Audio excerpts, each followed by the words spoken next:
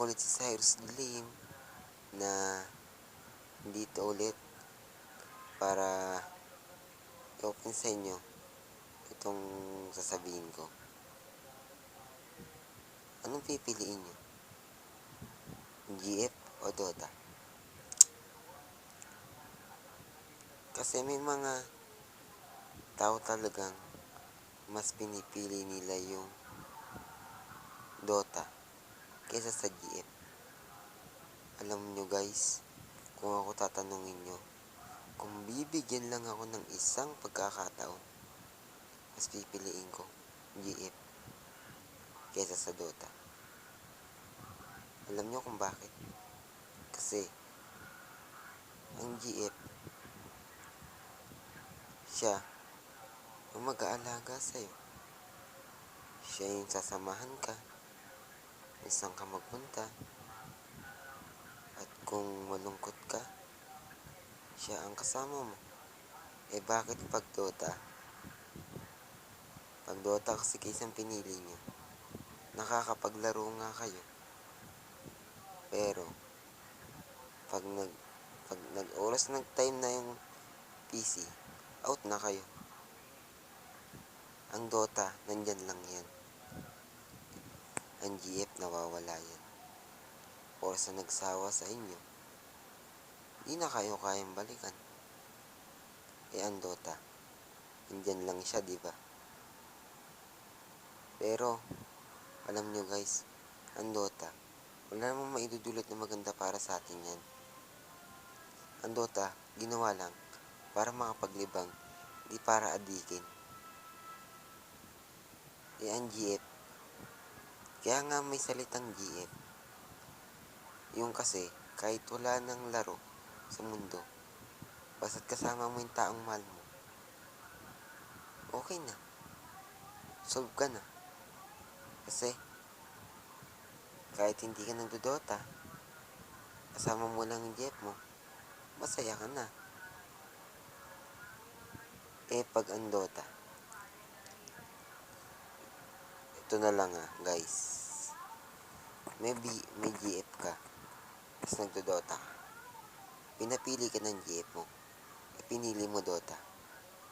Tingin mo yung Dota, kaya ka bang buhayin yan? Diba hindi? Ang GF, kaya ka niyang buhayin. Bukod sa kaya niya ka pang buhayin, kaya ka pa niyang alagaan. Kasi guys, alam nyo guys, totoo lang. Sa ngayon, pinag-aawayin na ng mga babae Dota. Ayaw ng mga babae, mga lalaking nagdodota. Kasi nga, hindi na sila pinapahalagan. Kaya ako guys, kahit minsan, hindi ko pinangarap maglaro ng Dota. Kasi alam ko makakasira lang sa ibang tao yan. Ang Dota kasi, parang oras na nilaro mo yan, mahirap mo nang tigilan. Parang siya na yung laman ng buhay mo. Pero mali pa rin yung guys. Dapat mas pinili nyo yung taong nagpapahalaga sa inyo, hindi yung Dota. Kaya guys, kayo, kung ako sa inyo, magbago na kayo. Wag na kayong puro Dota. Yun lang kasi ang walang magandang idudulot sa atin.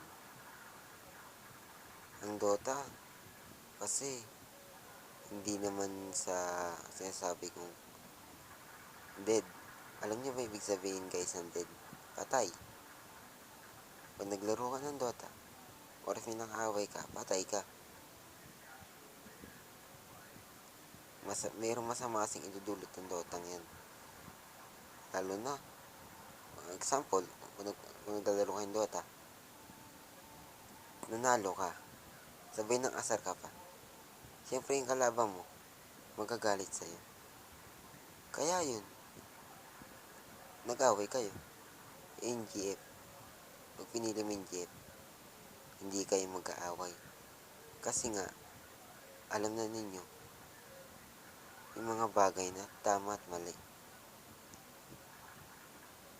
At kung mag-away man kayo, kaya nyo patawarin isa't isa yung Dota. Hindi, di ba? Kaya kayo guys, sana mas piliin nyo yung GF nyo kaysa sa Dota. Ako ulit si Cyrus Fireworks na nagsasabing walang may dudulot ang Dota. Kaya GF na lang ang inyong piliin. Ako si Cyrus Dilim. Ako ulit Cyrus Dilim. Gold ulit. Andy. Sorry. Kasi hindi ako Dota players. Simpleng tao lang ako. Cyrus Dilim forever. Gumagawa